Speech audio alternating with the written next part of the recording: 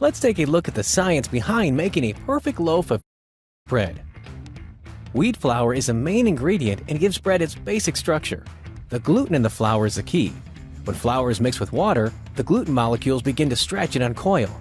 Our dough comes frozen and must remain so until you are ready to use. The frozen dough will begin to thaw immediately after removal from the freezer. Once thawing is started, you have to continue the process through to proofing and baking. If you try to refreeze, the yeast will die and the dough won't rise properly, which means you won't get the perfect bread required for our sandwiches. Why do you need to shape or stretch your bread dough after it's thawed? Depending on your type of bread, shaping or stretching your dough will ensure that gluten formation is consistent across the loaf and that your bread dough is evenly distributed from end to end. The yeast is activated and fermentation begins. Yeast is a microscopic one-celled microorganism belonging to the fungi family of plant life. Yeast, the same as any other life form, requires favorable conditions for growth. For yeast, the most important conditions include maintaining a favorable temperature, humidity, and food supply. Yeast is very sensitive to changes in temperature, which is why the thawing, proofing, and baking process must be precise. Proofing, or the rising of the dough, occurs when yeast has sugar to feed on and is allowed to grow at an optimal temperature. The benchmark proofing temperature is 110 degrees Fahrenheit, with sufficient humidity, 75 to 80% relative humidity. The bread rises as it is proofing because the fermentation process releases gases, the most important of which is carbon dioxide, CO2. The CO2 that is produced is then trapped within the gluten structure, causing the loaf to expand or rise. The perfect proof for wheat bread is when the bread dough rises about a quarter inch above the top of the tray and no more. For French and Little John bread, it should be shiny, sticky to the touch, and jiggle a little.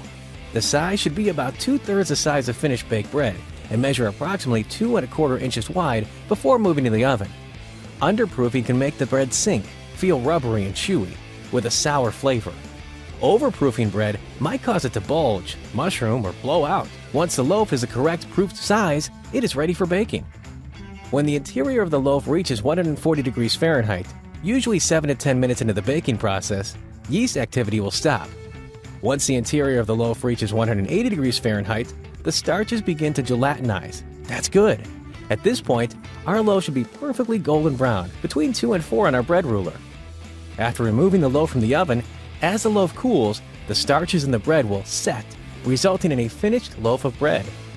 Our balanced bread dough formula will perform at its best only if you follow the exact steps for storing, thawing or retarding, proofing, baking, and cooling procedures. Bread science is precise, so remember to set timers throughout the process.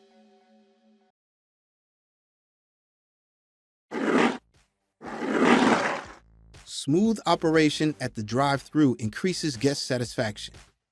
Your attention to changing traffic at the drive-thru is key to staffing the drive-thru efficiently. When drive-thru traffic is slow, you can provide excellent service by deploying a switchboard operator to take orders, make drinks, and be the window attendant to fulfill the orders. This only works when all other team members are cross-trained and the expediter backs up the switchboard and fountain. During this time, headsets will be answering all order points. As traffic increases, you can increase the efficiency of fulfilling orders by adding a team member as a dedicated drive-thru window attendant. Once again, headsets are set to all order points. Team members should be cross-trained, and all front-of-the-house team members should back up the drive-thru station. This is also the time when the hop-outs become increasingly more important. When the window attendant is waiting on an order at the window, they should let the expediter know that the next order at the window has already been paid for and needs to be hopped out. In addition, based on stall business, a car hop can be called upon to hop out an order. During peak traffic, a third team member should be added to the drive-thru process by separating the drive-thru switchboard duties into dedicated drive-thru switchboard and dedicated drive-thru fountain. The drive-thru fountain should focus on drinks and back up the drive-thru window attendant and hop out orders as secondary duties. The drive-thru switchboard should now have their headsets operating in drive-thru only mode. The drive-thru window attendant should now be more focused on the window and ensuring fast service by hopping out orders to the second and third cars in line. The key to making the roles work effectively together is to cross-train all team members and make sure they understand the roles and expectations of the different roles at the drive-thru. The expediter and back-of-the-house team members must work seamlessly to ensure drive-through orders are moving efficiently. If the expediter is hopping out an order, the back of the house should expedite the orders. As business fluctuates, managers should coach team members in and out of their positions as needed.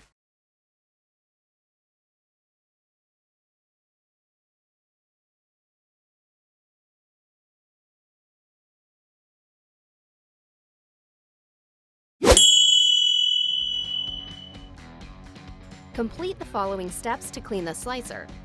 Step 1. Unplug the slicer. Remove slicer guard and meat holder.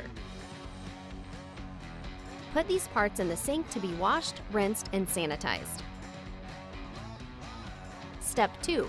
Use warm soapy water to clean the slicer, working from top to bottom to remove all debris.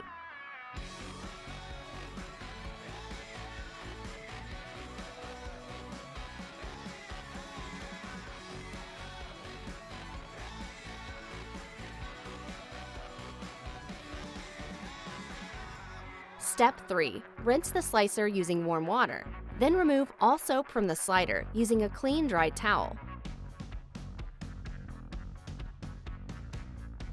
Step 4. Sanitize the slicer using the proper solution and let it air dry. Step 5. Once all the parts are clean and sanitized, reassemble the slicer.